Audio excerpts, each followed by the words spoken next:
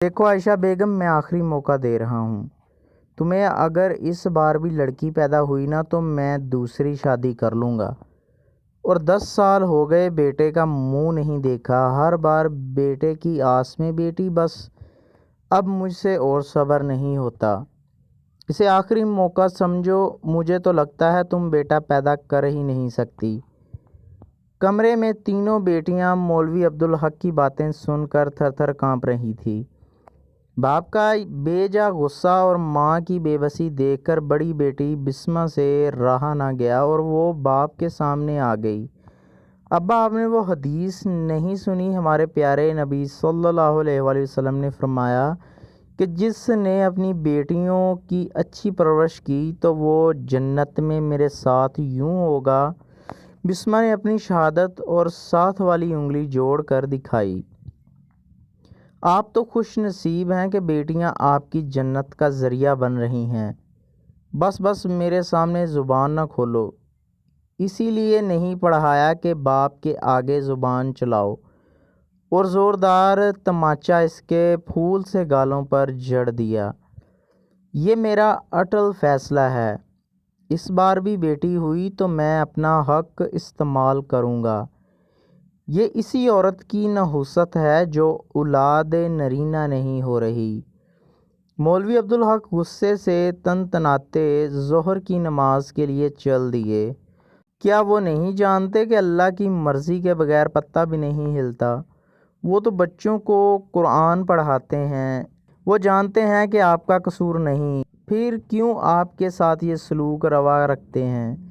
بسمہ کے ساتھ تسمیہ بھی رونے لگی۔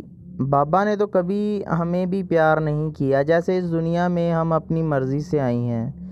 ثنا جو کب سے خاموش بیٹھی تھی کہنے لگی، اور ہمارے نبی صلی اللہ علیہ وسلم کا فرمان ہے، تم میں سے بہتر وہ ہے جو اپنے گھر والوں سے بہترین سلوک کرے۔ تو کیا بابا کو نہیں معلوم وہ اپنی رعیت سے کیا کر رہے ہیں؟ آج جمعہ تھا، مولوی صاحب گھر سے تیار ہو کر مسجد گئے تو خطبہ شروع ہو چکا تھا۔ امام صاحب کی آواز جیسے کہیں دور سے آ رہی تھی۔ عبدالحق کے سامنے بسمہ کا آنسوؤں میں تر چہرہ آ رہا تھا، جو نبی کی حدیث بتا رہی تھی کہ باپ کا غصہ ٹھنڈا ہو۔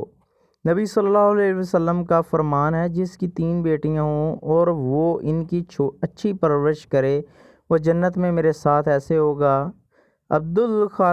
عبدالخالق کی نگاہ ممبر پر بیٹھے امام کی طرف گئی، جس نے اپنی شہادت اور ساتھ والی انگلی ملا رکھی تھی۔ خبردار، آئندہ میرے آگے زبان چلائی۔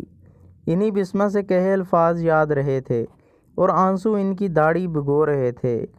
ہچکیوں کی آوازیں سن کر سب لوگ حیرانی سے ان کی طرف دیکھ رہے تھے، لیکن وہ کسی اور ہی دنیا میں تھے۔ گھر واپسی پہ مولوی صاحب کی دل کی دنیا بدل چکی تھی۔ وہ سر جھکائے گھر میں داخل ہوئے اور سب کو سلام کیا، بہت شفقت سے بیٹیوں کی طرف دیکھا اور پھولوں کا شاپر ان کی طرف بڑھایا۔ تینوں بیٹیاں باپ کا بدلا بدلا روپ دیکھ رہی تھی۔ کمرے کا منظر انہیں حیران کر رہا تھا۔ عبدالخالق صاحب اپنی زوجہ کی دلجوئی کر رہے تھے اور ان کی حالت ایسی تھی جیسے کوئی خواب دیکھ رہی ہوں۔ مجھے معاف کر دو عائشہ، میں غفلت میں تھا، مجھے بد نصیب پہ اللہ نے اپنی رحمت بیٹیوں کے روپ میں کی اور میں انہی سے منہ موڑ بیٹھا تھا۔ میں اپنے نبی کی سیرت کو بلا بیٹھا، جن کے دل کا ٹکڑا ان کی بیٹی فاطمہ تھی۔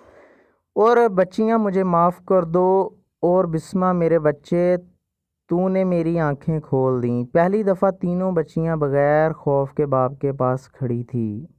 عبدالخالق نے تینوں بیٹیوں اور بیوی کو خود سے لپٹ لیا اور آپ کی آغوش میں آج انہیں پہلی دفعہ محبت اور تحفظ کا احساس ہوا، اور انہیں اپنے نبی صلی اللہ علیہ وسلم پہ پیار آیا، جنہوں نے اتنا پیارا دین انہیں دیا۔